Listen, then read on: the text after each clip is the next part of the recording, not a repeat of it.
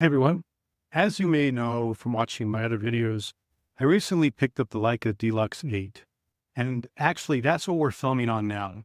And one of the things I like about the Leica cameras is they do a great job, obviously, with photography, but I also use them for video, or at least I want to use them for video.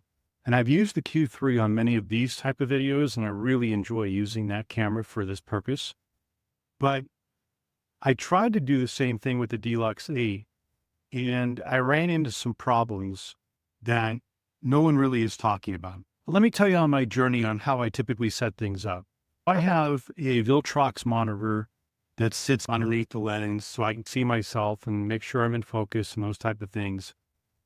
But that's where I ran into my first problem. The D-Lux 8 does have an HDMI port on the side of it, just like the Q3 does.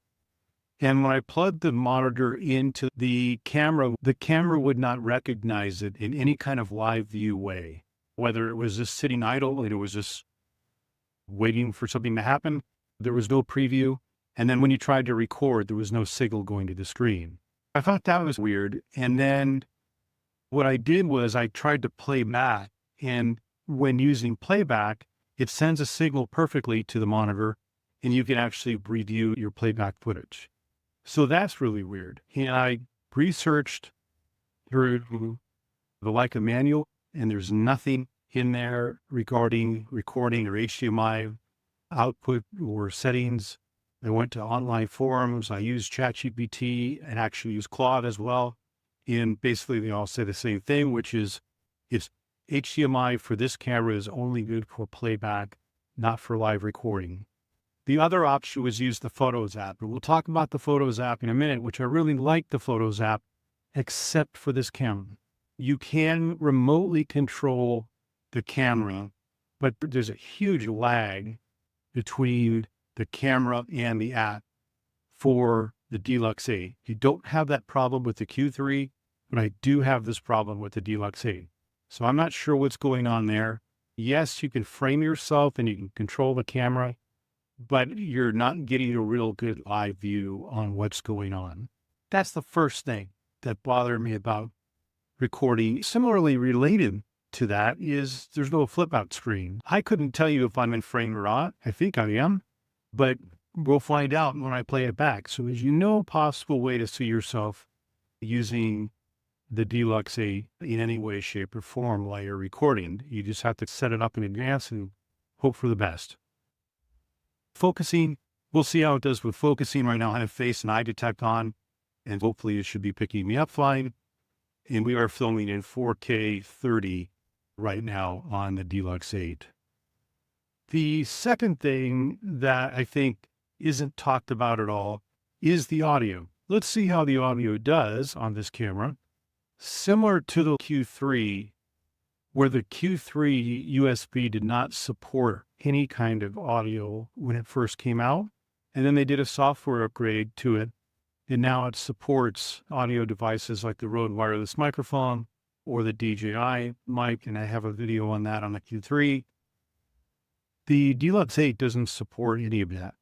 The only thing you can do with the USB is file transfer. So get your photos onto your phone. That's it. On the Q3, you can plug the Q3 into your phone using a USB cable, and you would get a connection into the Photos app, and you can remotely control your camera. It's just a better, more stable connection. With the D-Lux 8, you cannot. The only thing you can use the USB port on the camera for is for charging and for file transfer, and that's it.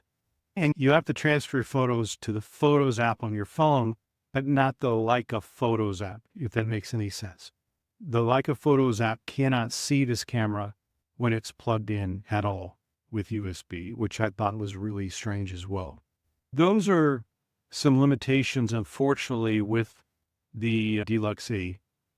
The other thing, while we're on the Photos app, is I really like the Photos app. And here's the thing that I think is really, really strange.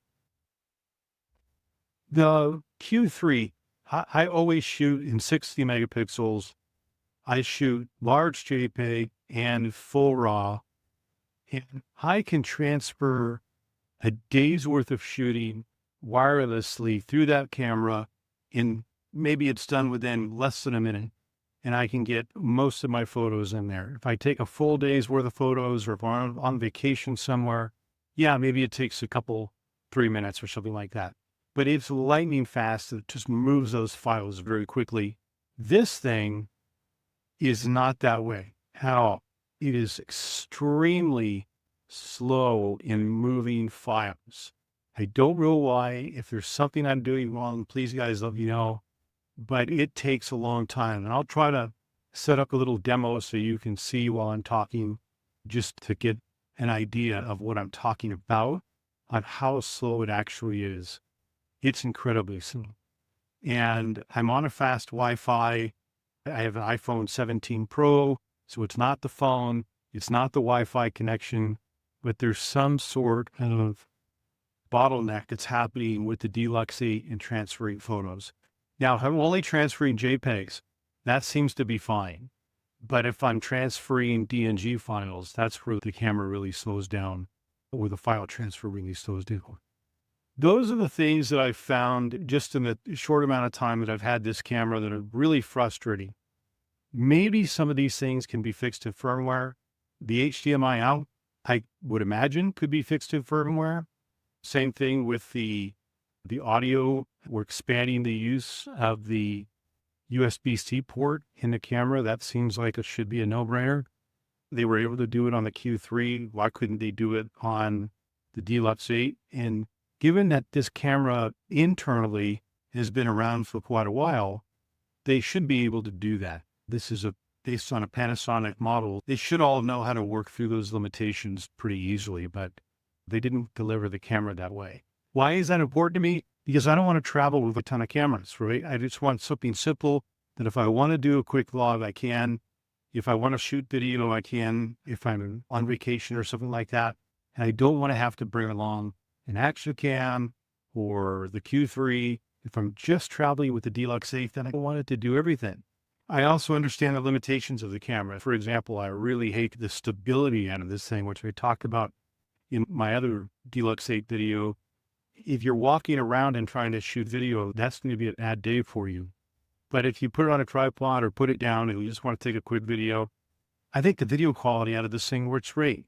You guys let me know. In fact, I'm filming in the late afternoon. Usually film in the mornings where I have more natural sunlight coming in here, and I have no lights on in the kitchen whatsoever. I would say we're in a shadowy environment right now, but just the setup video that I took, I think it's going to do a good job in here. And I don't have a problem with the recording quality, with the image quality. I just think there's like quality of life issues with the D-Lux 8 as far as how it shoots video and what the capabilities are that I think could be easily remedied through software updates. That's my quick rant on the D-Lux 8 and just some limitations that I didn't see a lot of people talking about. If you do want to use it for vlogging, just be careful of know what the camera can do and can't do. But again, I didn't see anybody talking about it, so I thought I'd make just a quick video letting you guys know. Overall, I think it's a great camera, but I think you also need to know the bad with the good. Hope this was helpful. Take care.